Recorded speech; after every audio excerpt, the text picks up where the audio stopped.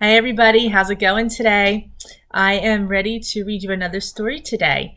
And if you listened to the last story, Where's the Big Bad Wolf, you heard me talk about how I really like fairy tales, especially fairy tales that change it up, called fracture fairy tales, or try to bring other characters into the story or have some kind of a different version of it. So today's story that I'm going to read to you is called Piggie Pie by Margie Palatini. Okay.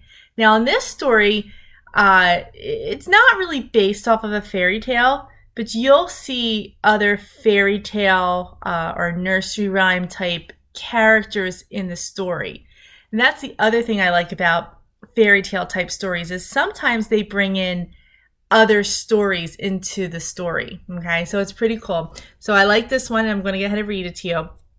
As I'm reading, see if you can find clues or pictures, or if you hear of other characters from other stories that you might find in here from a nursery rhyme or even other fairy tales. Okay, and if it reminds you of another story.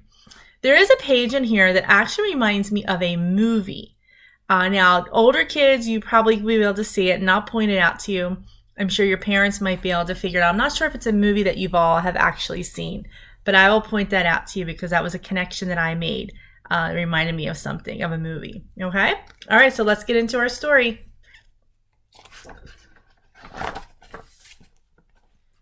Gritch the witch woke up grouchy, grumpy, and very hungry. Her belly grumbled for something delicious, something delightful, something special. But what? It wasn't purple mousetail stew. She ate that yesterday for lunch. Maybe some mashed dragon tongue pudding? No, Gritch wasn't in the mood for anything quite that sweet. Perhaps a taste of boiled black buzzard feet. That always made her mouth water. No, not today. Today Gritch wanted something truly tasty, something really yummy, something special. And that could only mean, and there's Gritch there, waking up. Piggie pie. Yes, yes, piggie pie. I can taste those plump, juicy pink piggies right now, Gritch said, smacking her lips. She hurried to the pantry and pulled down her old hag cookbook from the top shelf. She picked off a spider, blew off the dust, and turned to the secret recipe on page 342. She ran her bony finger with the long green nail down the list of ingredients. One eye of a fly.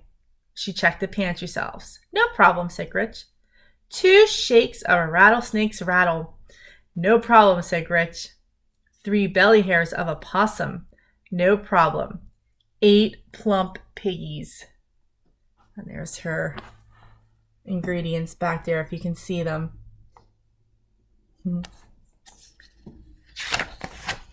Problem! Screeched Gritch. I don't have any piggies. How can I make piggie pie without even one puny pink pig? She pulled her hair. She stomped her feet. She paced the floor. She wanted piggie pie. She wanted piggie pie very much. She said, tapping the lucky wart on her chin. Now, where would I find 8 plump pigs? Where would she find some pigs at? Let me take a look at her. Okay. Gritch thought and thought and thought. Aha, she shouted with a jump. The circus! Yes, the circus! No, not the circus. You don't find pigs in the circus, she thought harder. Aha, she shouted with a jump. The zoo. Yes, yes, the zoo. The zoo? No, no, no, not the zoo. You don't find pigs in the zoo. She thought much harder. The farm. Yes, yes, the farm. You find pigs on the farm.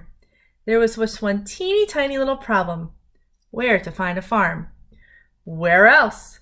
Gritch let her bony fingers do the walking and opened the yellow pages to F, where she found a very large ad. This was it. And there's the ad in the paper. You can see the farm and the phone number.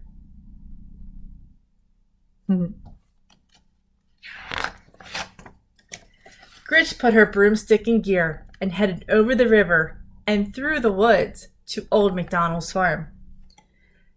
I've got you in my sights now, you little porkers, she cackled as she circled overhead. It says, "Surrender, piggies." Now, this page here reminds me of a movie. Does anybody think that they can figure out what that movie was? You might need to ask your parents to help you out. Okay? All right. And there are the piggies. Look at what they're doing. See if you can see. I'll try to show you the whole page there. Okay. All right. Gritch zoomed in for a thump, thump, landing. She spit straw, fanned her still smoking tootsies, and lifted her goggles. There wasn't a pig in sight.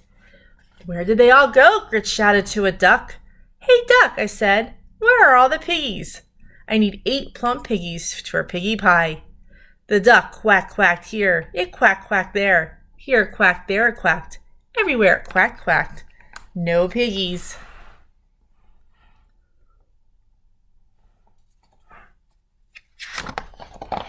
"What do you mean, no piggies, you dizzy duck?" she screeched to his bill. "I just saw a passel of piggies down here not a minute ago. Hand over those hogs, you little quacker." "No piggies," quacked the duck. Gritch pulled her hair. She stomped her feet. She even threatened the duck with one of her most evil spells. The duck was not impressed. It wasn't even scared. It gave Gritch another quack and waddled away. "So who needs a dumb duck?" Gritch mumbled.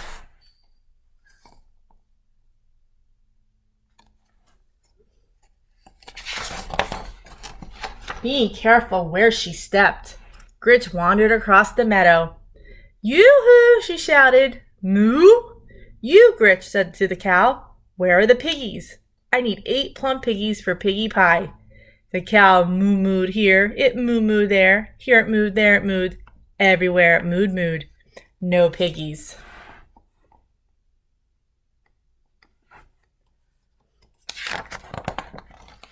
"What do you mean, no piggies, you lumpy-looking cow?" screamed Gritch. "I need 8 plump piggies for piggy pie. Fork over the pork, you walking milk machine, or I'll curdle your cream." "No piggies," mooed the cow. Gritch pulled her hair. She stomped her feet. She even threatened the cow with one of her most evil spells. The cow stared at Gritch, swatted a fly with its tail, and lumbered away. "Cows, who needs 'em?" Gritch muttered. There's a picture. So she tried the barnyard, where she stopped a chicken in its tracks. "Okay, bird brain, where are the piggies? I need 8 plump piggies for piggy pie." The chicken clucked here, it clucked there. Here it clucked, there it clucked, everywhere it clucked. No piggies.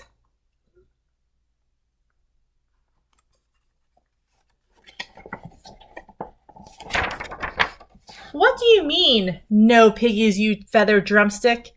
Gritch screeched. "What's going on here? Where's the boss of this heap of hay?" The chicken flapped a wing toward Old MacDonald.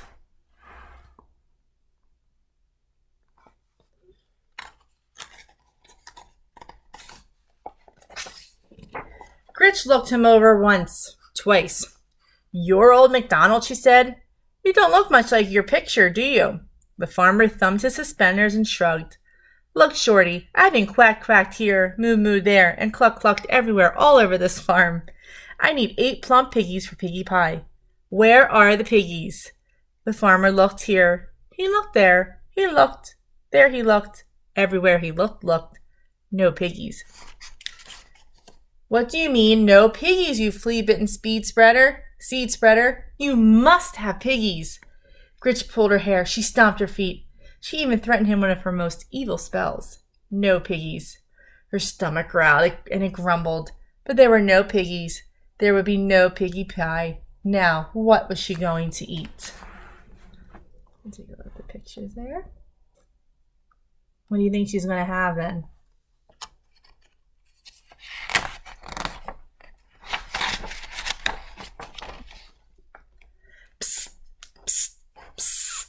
"Excuse me, little lady. Wolf's the name. Let me give you some advice. Forget about the pigs." "Forget about the pigs," said Gritch, eyeing the wolf. He nodded. "They're too tricky. Trust me." I've been chasing 3 little pigs for days. He huffed and puffed. I'm starving. Look at me, I'm nothing but skin and bones. Gritch pinched his arm. Well, not quite, she grinned.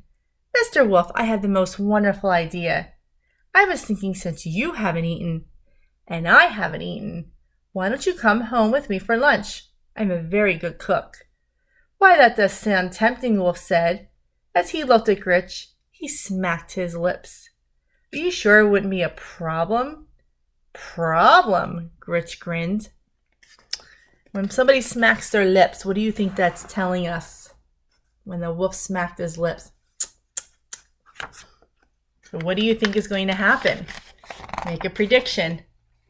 Take a guess at what you think is going to happen. No problem at all, she said, as they walked off arm in arm. I always enjoy having a wolf for lunch. Take a look at the picture. Look at what they're both thinking. All right, boys and girls. Hopefully you were able to pick out some other fairy tale, nursery rhyme, story characters in the story here. Okay? Get outside. It's a great day today, and I will be back with another story. See you later.